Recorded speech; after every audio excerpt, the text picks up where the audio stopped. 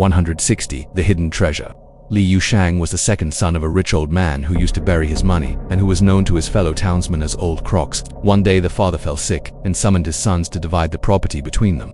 He gave 4/5 to the elder and only 1/5 to the younger, saying to the latter, "It is not that I love your brother more than I love you.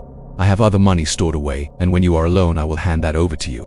A few days afterwards the old man grew worse, and Yushang, afraid that his father might die at any moment, seized an opportunity of seeing him alone to ask about the money that he himself was to receive.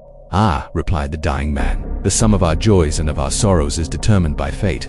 You are now happy in the possession of a virtuous wife, and have no right to an increase of wealth." For as a matter of fact, this second son was married to a lady from the Chhui family whose virtue equaled that of any of the heroines of history. Hence his father's remark. Yushang, however, was not satisfied, and implored to be allowed to have the money. And at length the old man got angry and said, "You are only just turned 20. You have known none of the trials of life, and were I to give 1,000 ounces of gold, it would soon be all spent. Go, and, until you have drunk the cup of bitterness to its dregs, expect no money from me." Now Yushang was a filial son, and when his father spoke thus he did not venture to say any more, and hoped for his speedy recovery that he might have a chance of coaxing him to comply with his request. But the old man got worse and worse and at length died, whereupon the elder brother took no trouble about the funeral ceremonies, leaving it all to the younger, who, being an open-handed fellow, made no difficulties about the expense. The latter was also fond of seeing a great deal of company at his house, and his wife often had to get 3 or 4 meals a day ready for guests. And, as her husband did very little towards looking after his affairs and was further sponged upon by all the needy ones of the neighborhood, they were soon reduced to a state of poverty.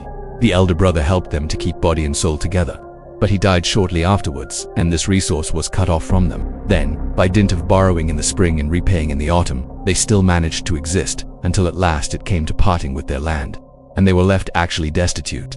At that juncture, their eldest son died, followed soon after by his mother, and Yushang was left almost by himself in the world. He now married the widow of a sheep dealer who had a little capital, and she was very strict with him, and wouldn't let him waste time and money with his friends.